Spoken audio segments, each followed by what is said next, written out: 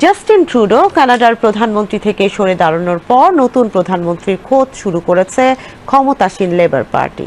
জীবনযাত্রার উচ্চ খরচ, বাড়ি ও খাবারের মূল্য বৃদ্ধি, অপরাধের হার বৃদ্ধি এবং মানুষের জীবনযাত্রার মানে অবনতির মুখে প্রশাসনিক ব্যর্থতার দায় নিয়ে গত 6 জানুয়ারি পদত্যাগের ঘোষণা দেন ট্রুডো। নতুন নেতা নির্বাচিত হলে পদ ছেড়ে দেবেন তিনি। এদিকে এক বিবৃতিতে ট্রুডোর দল লিবারেল পার্টি ঘোষণা করেছে সাধারণ নির্বাচনের আগে আগামী 9 মার্চ নতুন নেতা নির্বাচন করা হবে। এক প্রতিবেদনে এই খবর দিয়েছে আল জাজিরা।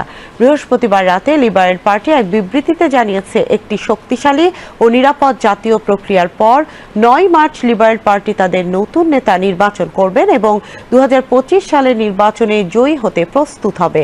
এর আগে গত সোমবার ট্রুডো ঘোষণা করেন তিনি আগামী কয়েক মাসের মধ্যে পদত্যাগ করবেন। 9 বছরে ক্ষমতায় থাকার পর দলটির নির্বাচনী জরিপে হতাশাজনক ফলাফলের কারণে রাজনৈতিক চাপের মুখে এই সিদ্ধান্ত নিয়েছেন ট্রুডো। তিনি বলেন, দল নতুন নেতা নির্বাচন না করা পর্যন্ত প্রধানমন্ত্রী এবং লিবারেল নেতা হিসেবে কাজ চালিয়ে যাবেন তিনি। এই নির্বাচনের প্রেক্ষিতে লিবারেল পার্টির সামনে এগিয়ে যাওয়ার জন্য একটি নতুন দিশা খুঁজছে। সাম্প্রতিক সময় দলের জনপ্রিয়তা কিছুটা কমে এসেছে, বিশেষত কনজারভেটিভ পার্টির চ্যালেঞ্জের মুখে।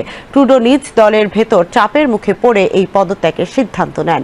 নতুন নেতা নির্বাচনের জন্য দলের মধ্যে বেশ কিছু সম্ভাব্য প্রার্থীর নাম শোনা যাচ্ছে, যার মধ্যে অর্থমন্ত্রী ডমিনিক লেব্লু এবং সাবেক কেন্দ্রীয় ব্যাংক গভর্নর মার্ক কার্নির নাম উঠে এসেছে।